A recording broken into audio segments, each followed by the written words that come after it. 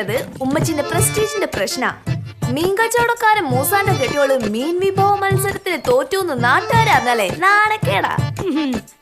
ആരും വെക്കാത്ത ഐറ്റംസ് ആണ് മോളെ നമ്മൾ ഉണ്ടാക്കുന്നത്. ഇമ്മാതിരി മീനൊക്കെ ഈ ജന്മത്ത് കണ്ടുക്കണു. അത് ഉപ്പച്ചീന്റെ മെടുക്ക്. വളരെ അപൂർവമായ എത്ര തരം മീനാ രാവിലെ തന്നെ ഉപ്പച്ചി കഷ്ടപ്പെട്ട് എത്തിച്ചെന്നേ. മീൻ കച്ചവടക്കാർക്ക് ഇതൊക്കെ വലിയ പണിയാ.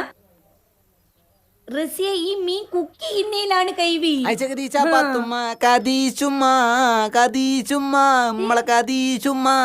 ഉന്തല്ലിയും തള്ളല്ലിയും പന്തല് പൊളിഞ്ഞാടും പന്തല് പൊളിഞ്ഞാടും പന്തല് പൊളിഞ്ഞാടും. എന്താണെന്നറിയില്ല, എന്തുകൊണ്ടെന്നറിയില്ല, ആവി വന്നില്ല, പുട്ടിന് ആവി വന്നില്ല.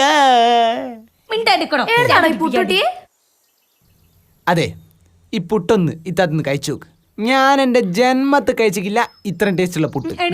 കിട്ടിയതോ കഴിച്ചിട്ട് വേഗം അഭിപ്രായം പറ, എന്നിട്ട് പറ ഇത് ഏത് അംശം ദേശത്തുനിന്ന് വന്ന പുട്ടാന്ന്. എനിക്ക് പറഞ്ഞെ എന്റെ വായിലെ പല താഴത്ത് വീണു.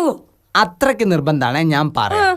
നിങ്ങളുടെ എതിരാളി കദീജ് ഉമ്മണ്ടാക്കിയ പുട്ട, one of the items in the food festival. എങ്ങനെയുണ്ട്? അല്ല, എങ്ങനെയുണ്ട്?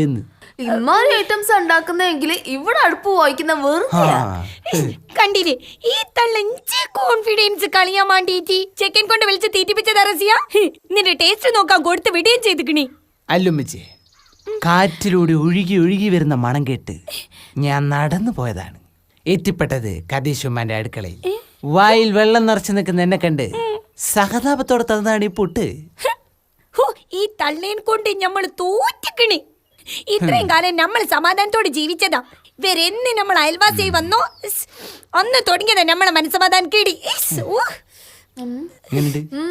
മാറ്റി തിന്ന എന്റെ പുട്ടി എന്റെ പുട്ടുകുട്ടി റെഡിയാക്കി ഒരു പുറ്റ്.